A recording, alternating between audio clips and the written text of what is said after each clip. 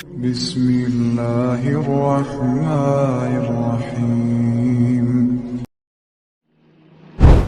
انما جزاء الذين يحاربون الله ورسوله ويسعون في الارض فسادا ان يقتلوا او يصلبوا او تقطع ايديهم وارجلهم من خلاف او ينفوا من الارض ذلك لهم خزي في الدنيا ولهم في الآخرة عذاب عظيم۔ وہ لوگ جو کہ اللہ اور اس کے رسول سے جنگ کرتے ہیں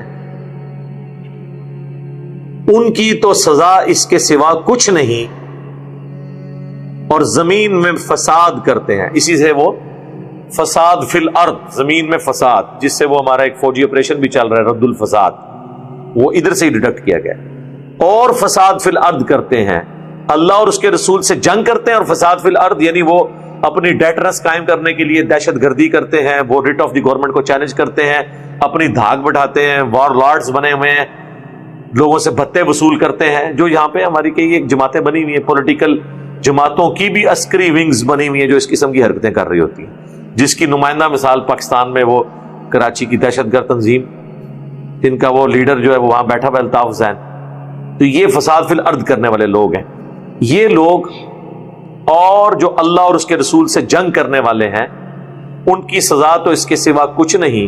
اب یہ بڑے سخت سیغوں کے ساتھ اس کو ایڈریس کیا جا رہا ہے کہ انہیں چن چن کر قتل کیا جائے یا انہیں سولی دیا جائے۔ سولی دینے کا طریقہ یہ ہوتا تھا کہ وہ ان کو ایک اونچے درخت کے اوپر ٹانگا جاتا تھا، ہاتھ پاؤں میں کیلیں ٹھونک کے یوں، اور پھر ان کے یہ پاؤں کی جو رگ ہے وہ کاٹ دی جاتی تھی، جو مین رگ ہے، اس سے پھر اتنا بلڈ نکلتا تھا کہ بلڈ پریشر لاس ہوا اور انسان کی ڈیتھ ہو جاتی تھی، اور وہ عبرت کے لیے لٹکے ہوئے ہوتے تھے، یوں سولی دیا جائے، یا ان کے مخالف سمت کے ہاتھ پاؤں کٹوائے جائیں، یعنی دایاں ہاتھ کاٹا گیا ہے تو بایاں پاؤں کاٹا جائے، بایاں ہاتھ کاٹا گیا ہے تو دایاں پاؤں کاٹا جائے۔ اور یہ بھی ایک ٹیکنیکل چیز ہے، آپ جب چلتے ہیں تو آپ دیکھیں آپ کا دایاں ہاتھ اور بایاں پاؤں جو ہے یہ سنکرونائز ہو رہا ہوتا ہے، تو یہ مخالف سمت کے ہاتھ پاؤں کٹوائے جائیں، اگر کسی کو قتل نہیں کرنا تو ایٹ لیسٹ یہ سزا دی جائے یا انہیں سولی دی جائے، تو مخالف سمت، یا انہیں ملک بدر کر دیا جائے، جلا وطن کر دیا جائے، انہیں نکال دیا جائے اس علاقے سے۔ ان ساروں سزاؤں میں سے کوئی سزا دی جا سکتی ہے۔ ظاہر ہے کہ وہ ڈیپینڈ کرتا ہے کہ کیا صورتحال ہے، کس شخص کی جرم کی نوعیت کس لیول کی ہے، اس کو اس اعتبار سے سزا دی جائے۔ یہ یعنی پھر قاضی کا کام ہوگا، جسٹس کا کام ہوگا کہ وہ تعزیراً اس میں سے ڈیسائیڈ کرے گا کہ اب کیا اس کے ساتھ سلوک کرنا ہے۔ یہ ساری اللہ نے جو حدود بیان کی ان میں سے وہ ڈیسائیڈ کر لے کہ ہاں اس کو یوں کیا جا سکتا۔ یہ تو ہے دنیا کی رسوائی ان کے لیے، اور آخرت میں ان کے لیے بہت بڑا عذاب۔ وَلِعَوْذُ بِاللَّهِ تَعَالَى إِلَّا الَّذِينَ تَابُوا مِن قَبْلِ أَن تَقْدِرُوا عَلَيْهِمْ فَاعْلَمُوا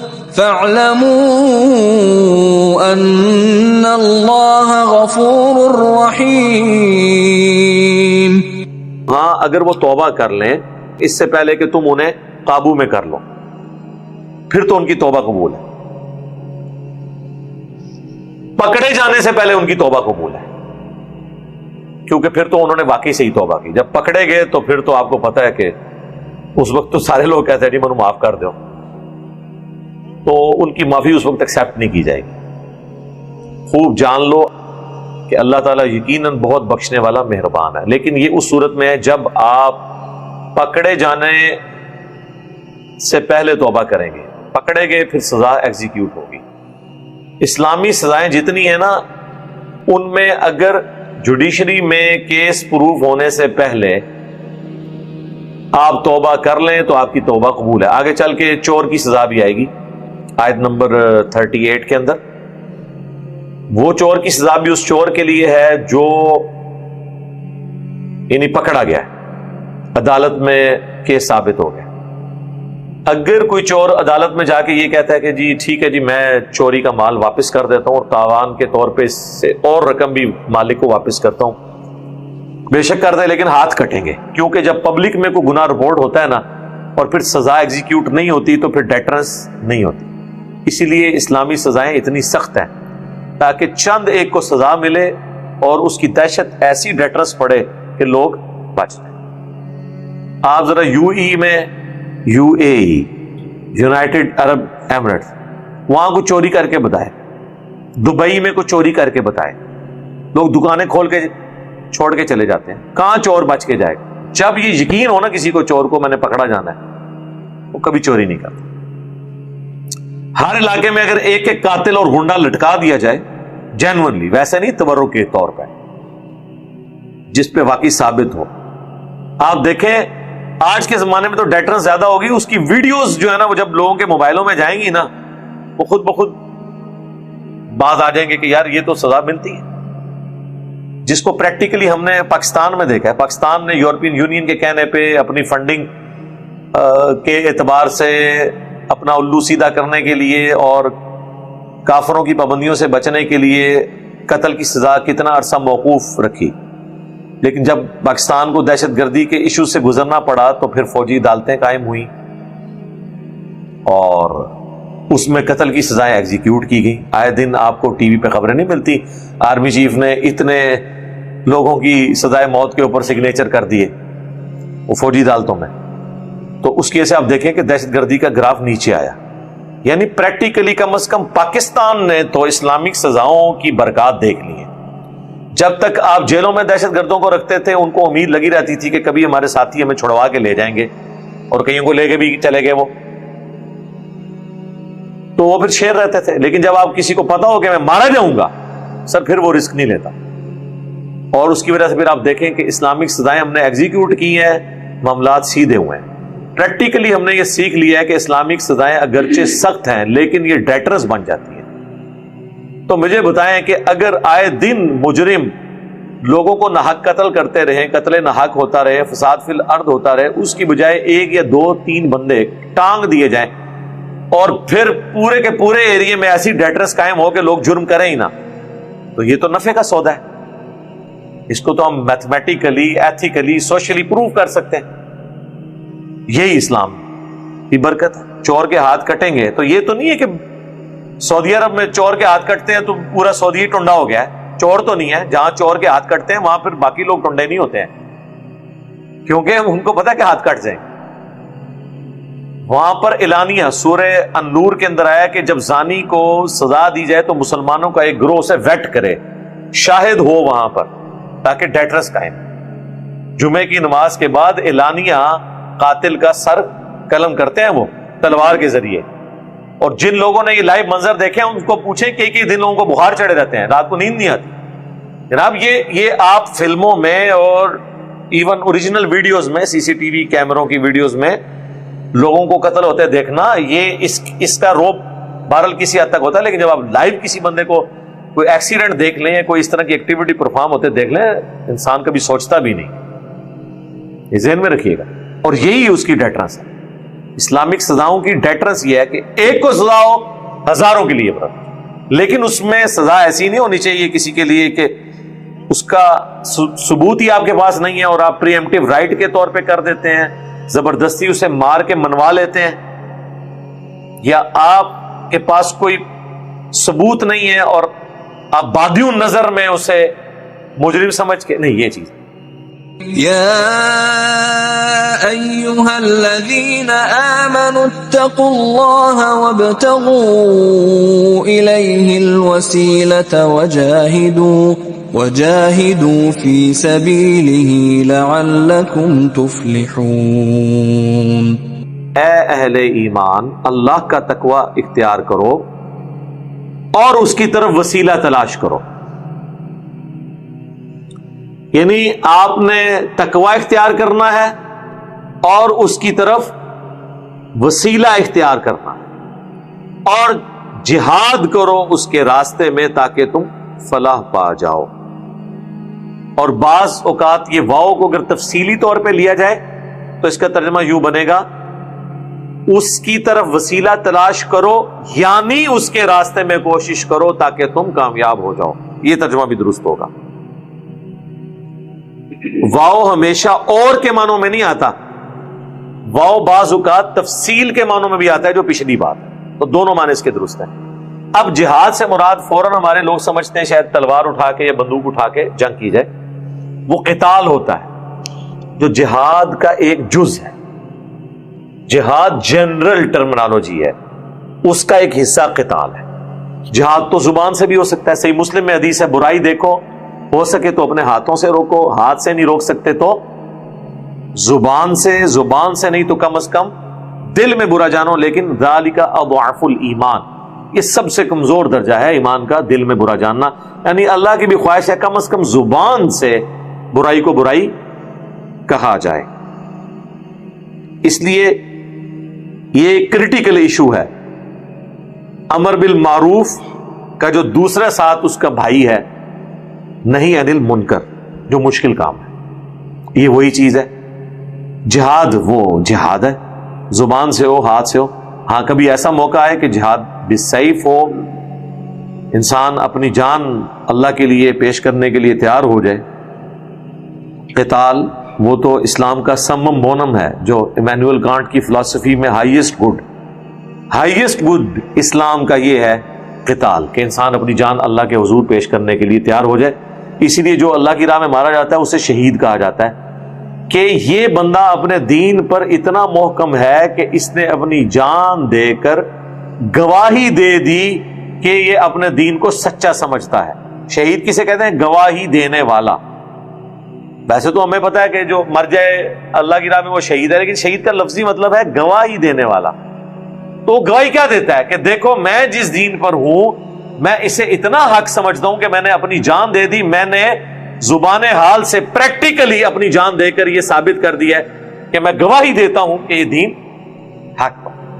اسی لیے بخاری مسلم دونوں میں حدیث ہے, اللہ کے محبوب علیہ السلام فرماتے ہیں میری خواہش ہے کہ میں اللہ کی راہ میں قتل کیا جاؤں, پھر زندہ کیا جاؤں, پھر قتل کیا جاؤں, پھر زندہ کیا جاؤں, پھر قتل کیا جاؤں, پھر زندہ کیا جاؤں, پھر قتل کیا جاؤں.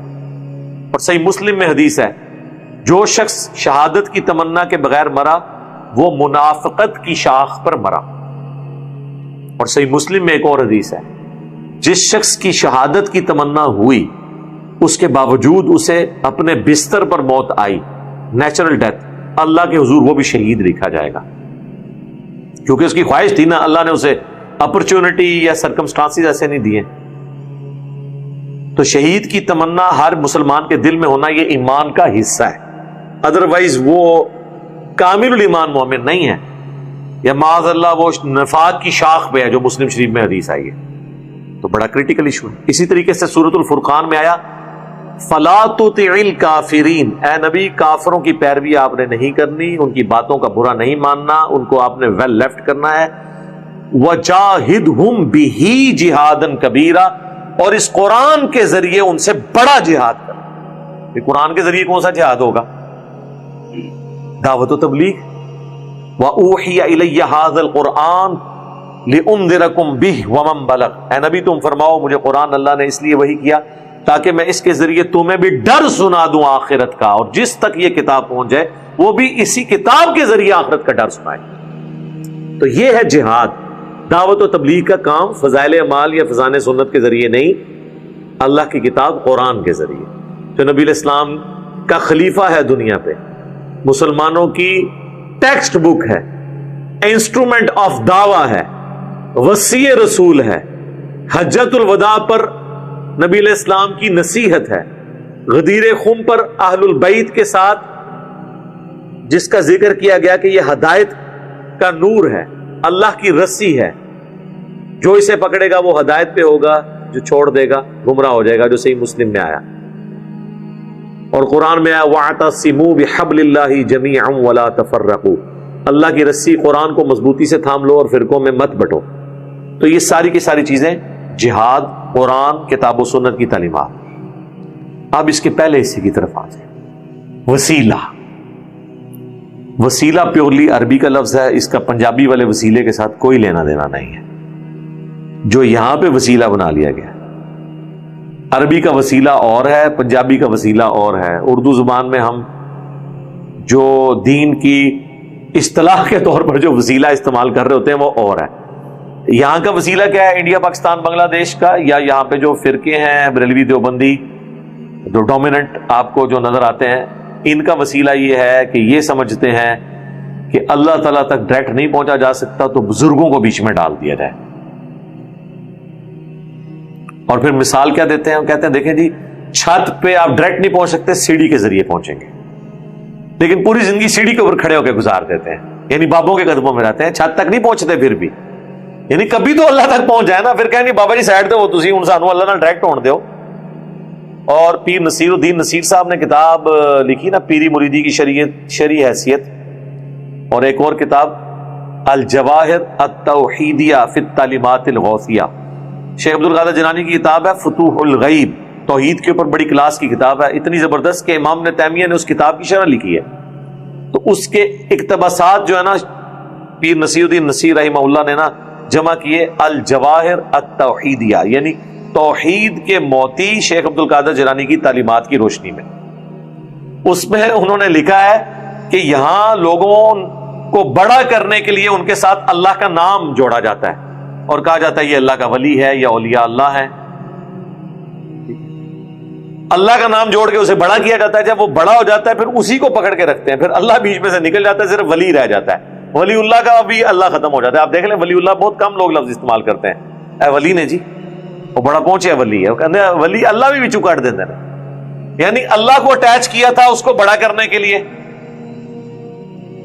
وہ اتنا بڑا ہو گیا کہ اللہ نکل گیا، اسی کو بڑا کر لیا۔